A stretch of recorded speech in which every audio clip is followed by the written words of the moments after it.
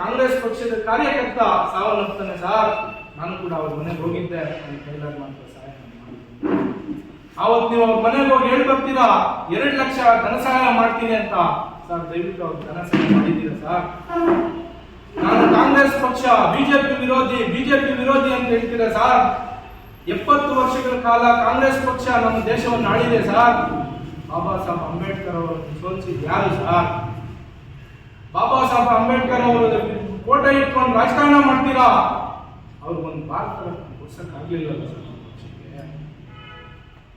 ನೀವು ದಲಿತ ವಿರೋಧಿ ಬಿಜೆಪಿ ದಲಿತ ವಿರೋಧಿ ಅಂತ ಯಾವಾಗಲೂ ಹೇಳಿಕೆ ಕೊಡ್ತೀರಾ, ಪ್ರೆಸ್ ಮೀಟ್ ಮಾಡ್ತೀರಾ, ಮಾತಾಡ್ತಿದ್ರೆ ನಾನು ಕಾಂಗ್ರೆಸ್ ಅಂತ ಹೇಳ್ತೀರಾ. ಕಾಂಗ್ರೆಸ್ ಪಕ್ಷದಲ್ಲಿ ದಲಿತರ ಹಣ ದುರ್ಬಳಕೆ ಆಗಿದೆ. ಅದ್ರ ವಿರುದ್ಧ ಒಂದು ದಿವಸ ನಾವು ಸೆಷನ್ ಅಲ್ಲಾಗಲಿ ಅಧಿವೇಶನದಲ್ಲಾಗಲಿ ಚಿಕ್ಕಬಳ್ಳಾಪುರ ಬಂದಿದ್ದ ಕಾರ್ಯಕ್ರಮದಲ್ಲಾಗಲಿ ಮಾತಾಡಿದ್ದೀವಿ ಸರ್.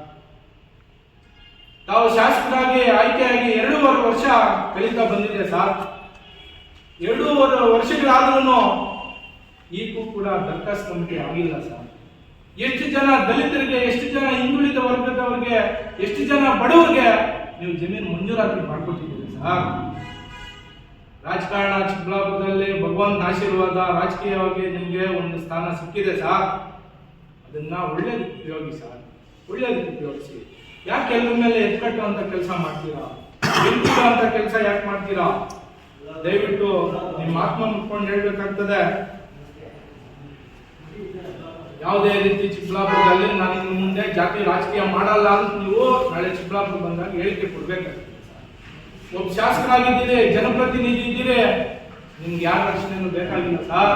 ಜನನೇ ನಾನು ಜನಪರ ಅಂತ ಹೇಳೋ ನೀವು 200-250 ಜನ ಒಂದು ಹಳ್ಳಿಗೆ ಹೋದಾಗ ಪ್ರೋಟೋಕಾಲ್ ಎಸ್ಕಾರ್ಟ್ ಇಟ್ಕೊಂಡು ಪೊಲೀಸ್ ಅವ್ರ ಜೊತೆ ಇಟ್ಕೊಂಡು ಹೋಗ್ತಿರಲ್ಲ ಸರ್. ನಿಮ್ಗೆ ಯಾವ ಜನದ ಮೇಲೆ ಯಾವ ನಂಬಿಕೆ ಪ್ರೀತಿ ಇದೆ ಸರ್? ಮಾನ್ಯ ಶಾಸಕರೇ, ದಯವಿಟ್ಟು ನನ್ನ ವಿಚಾರ ಹೇಳೋದಿಷ್ಟೇ.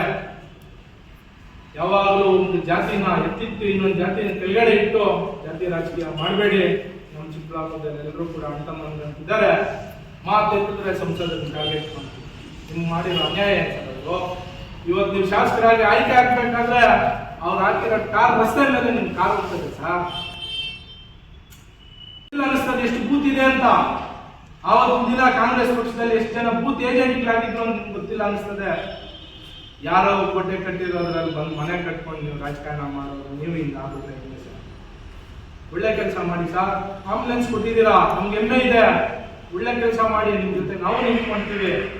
ಜನಪರ ಕೆಲಸ ಮಾಡಿ ಸರ್, ಜನವಿರೋಧಿ ಕೆಲಸ ಮಾಡಬೇಡಿ. ಎಚ್ಚರಿಕೆ ಕೊಡ್ತಾ ಇದ್ದೀನಿ ಸರ್. ಈ ಮೀಡಿಯಾ ಮುಖಾಂತರ ನಿಮ್ಗೆ ಎಚ್ಚರಿಕೆ ಕೊಡ್ತಾ ಇದ್ದೀನಿ. ಬಿಜೆಪಿ ಅವರು ಎಷ್ಟು ಜನ 400 ಜೈಲಿಗೆ ಹಾಕ್ಸ್ತೀರಾ ಹಾಕ್ಸಿ.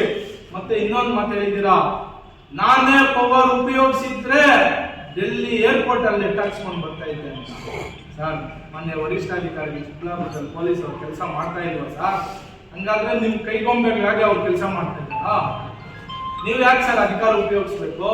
ಬಾಬಾ ಸಾಹೇಬ್ ಅಂಬೇಡ್ಕರ್ ಅವರು ನಮ್ಗೆ ಕೊಟ್ಟಿರೋ ಭಿಕ್ಷೆ ಇದೆ ಕಾನೂನು, ಆ ಕಾನೂನು ಕೆಲಸ ಮಾಡುತ್ತೆ ಸರ್. ನೀವ್ ಯಾಕೆ ಸರ್ ಕೆಲಸ ಮಾಡಬೇಕು? ದಯವಿಟ್ಟು ನಾನು ಈ ಪತ್ರಿಕಾ ಮುಖಾಂತರ ಹೇಳೋದಿಷ್ಟೇ. ನೀವೆಲ್ಲರೂ ಕೂಡ ಎಷ್ಟೋ ಜನ ರಾಜಕೀಯ ವ್ಯಕ್ತಿಗಳು ನೋಡಿರ್ತೀರಾ. ಇಂಥ ರಾಜಕಾರಣ ದಯವಿಟ್ಟು ಯಾರು ಕೂಡ ಮಾಡಬೇಡಿ.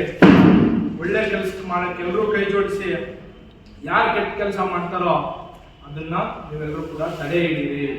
ಅದೇ ರೀತಿ ಪ್ರತಿ ವರ್ಷ ವರಮಹಾಲಕ್ಷ್ಮಿ ಹಬ್ಬಕ್ಕೆ ಹೆಣ್ಮಕ್ಳಿಗೆ ಅರ್ಶಿನ ಕುಂಕುಮ ಕೊಡ್ತಾ ಇದ್ವಿ ಸರ್. ನೀವು 2 ವರ್ಷ ಕಂಟಿನ್ಯೂ ಕೊಟ್ರೆ 3ನೇ ವರ್ಷ ಸರ್ ಹಬ್ಬ ಆಗೋದು ವಾರ 10 ದಿವಸ ಆಯ್ತು. ಏನು ಗೊತ್ತಿದ್ರೆ ಏನೋ ಗೊತ್ತಿಲ್ಲ, ಸುಮ್ಮನೆ ಇದೆ ಎಚ್ಚರಿಸ್ತಾ ಇದ್ದೀನಿ ಅಷ್ಟೇ.